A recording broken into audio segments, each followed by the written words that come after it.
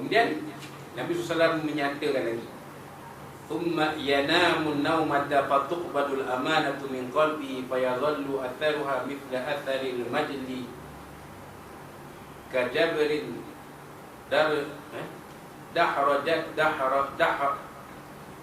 dahrajathu ala rijlik fa naqita fatarahu muntabiran wa laysa fihi syai'un. Tuan-tuan, kemudian ketika tidur pula, lalu dia ambil yang mana itu dalam hati yang ketinggalan bekas seperti lepuh di tangan, dia mengelembung di tangan dari bekas bekerja berat seperti menggunakan kapak atau cangkul. Bermakna ni ada orang yang menganggap amanah ni sangat berat. Dia rasa kalau dipikul amanah ni macam dia pegang bekas yang panas, boleh menyebabkan tangannya melecur, melepuh. Ini perbezaan manusia-manusia. Ada manusia dia menganggap amanah ni benda yang ringan. Yang penting aku dapat kedudukan, aku dapat jawatan, aku dapat kuasa. Itu yang paling penting.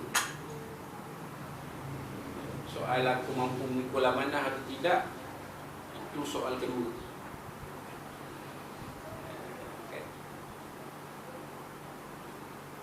Ini kedudukan, pangkat, jawatan ni adalah wasilah untuk aku mencapai kemewahan. Soal aku mampu tak mampu tu cerita kedua. Itu boleh kira belakang, itu boleh kauti. Ada orang sebaliknya, berat amanah ni, Allah, tak ada orang lain ke selain saya. Ustaz je lah yang kami rasa mampu memikul amanah. Aduh, saya terpaksa nak buat macam tu. Saya tak nak jawatan ni, tapi saya terpaksa. Tak ada orang lain yang dirasakan layak, maka saya terpaksa jugalah menerima jawatan ni dengan penuh berat hati. Ini beza. Boleh nampak kan? Bahasa Nabi itu bahasa kiasan, bukan direct. Nabi cerita dia raf'il amanah, terangkatnya amanah kepada manusia. Kenapa? Kerana ada manusia menganggap ringan tentang beratnya amanah, kepentingan amanah itu dalam kehidupan. Jadi ada manusia yang menganggap amanah sesuatu yang berat. Jadi dia tak mahu memikul amanah, tak mahu memikul tanggungjawab, tapi dah disuruh, dia tak nak kahwin, tapi dah disuruh kahwin jugalah.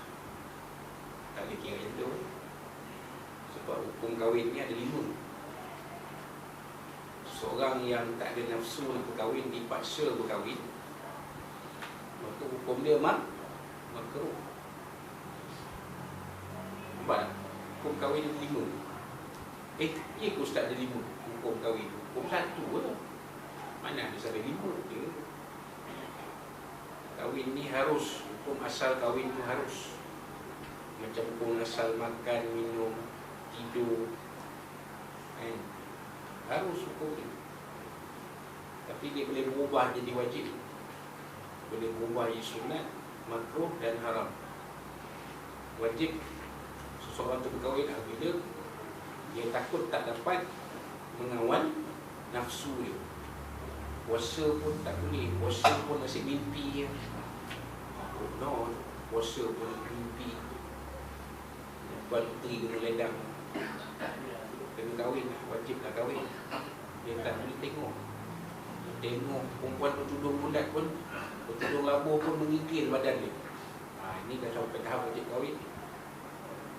Mesti kahwin lah, baru reda nafsu. Itu kalau wajib. Sunat, seseorang yang mampu berkahwin, dia mampu berkahwin dan dia memang nak berkahwin tapi tak dispread lah. Kalau Fatihah Latif tak apalah, bagi orang lain lah. Kalau depan dia Zarazia, saya nak ini perempuan, saya yang punya. Itu hukum dia sunat. Makruh, macam tadi dia tak nak kahwin. Tak nak kahwin, tapi dipaksa kahwin. Dia tak nak kahwin pasal dia takut pikul amanah kahwin. Kahwin ni berat ustaz, dia tak nak kahwin. Tapi mak pak dia kahwin. Kahwin juga. Mak pak dia kata kalau saya tak kahwin tak ngaku anak. Lah saya tak nak jadi anak derhaka ustaz. Tapi saya tak nak kahwin, saya tak ada nafsu ustaz. Saya pandang perempuan tu macam adik-adik saya ustaz. Sebab saya tak kahwin. Tak ada nafsu pada nak nafsu kahwin lagi. Tapi dah mak bapak paksa kahwin, dia kahwin jugalah. Kahwin juga. Maka hukum dia makruh. Haram bila seorang itu berkahwin dengan wanita dengan tujuan untuk menganiaya wanita itu. Contohnya dia kahwin lepas tu jadikan isteri dia itu pelacur. Perempuan simpanan orang besar-besar kaya-kaya. Itu haram. Dia makan hasil daripada perbuatan isteri dia menyundal ataupun bersundal, atau hasil persundalan isteri dia makan hasil. Hukum dia haram. Itu kahwin tu hukum dia haram. Macam poligami, hukum pun ada 5. Kita cerita lain nantilah. Kita nak cerita buat amanah ni. Ada manusia menganggap amanah tu sesuatu yang berat. Kalau pegang amanah tu melepuh tangan. Ada manusia yang menganggap amanah ni tak ada mana. Aku lagi suka. Ada can jadi kaya. Dapat jadi YB, ada can jadi kaya ni. Belum apa-apa lagi, rumah dah besar. Kereta dah besar. Bini je tak nak besar. Bini nak kecil. Macam ni. Bini besar tak nak.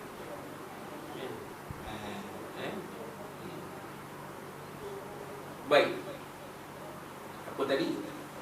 Kemudiannya thumma akhadha khasatan fatahrajaha ala rijlihi fayusbihu an-nasu yatabayahuna fala yakadu ahadun yu'addi al-amanah. Jadi seperti bara api yang kau gilingkan dengan kaki kamu, kemudian mengelemburlah ia dan kau melihat ia meninggi padahal tidak ada apa-apa.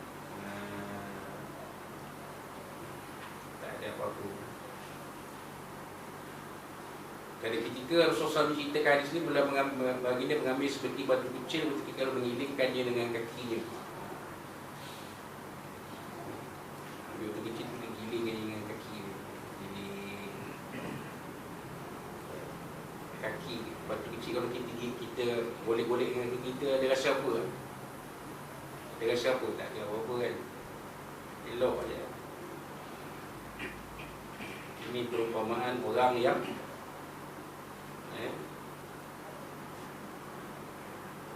berani memikul amanah.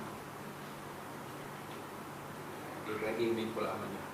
Kepada dia amanah tu boleh dipikul dengan sebaik-baiknya. Dipikul lah. Tak ada apa. Macam kita pijak batu kikir, tak ada apa. Walaupun tajam, tapi kalau kita pandai, tak ada jadi mudarat pada diri kita.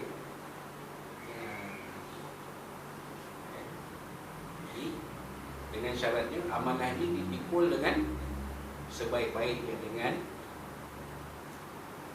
penuh berintegriti. Kalau kata kita sebagai guru, mengajarlah anak murid kita itu supaya mereka jadi manusia yang berguna. Kalau kita jadi seorang peniaga, jadilah peniaga yang jujur. Ini ayam goreng kunyit pun sampai RM20 satu piring, apa cerita tuan? Ini nak niaga ke nak nak potong leher pelanggan-pelanggan, nak potong leher orang? Tuan ada dengar kan?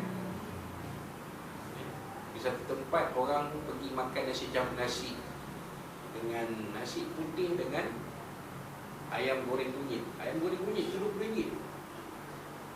Macam tu tuan, tuan rasa mahal ke murah? Sepiring je pun. Kan ni besar mana pun. Ayam tu entah berapa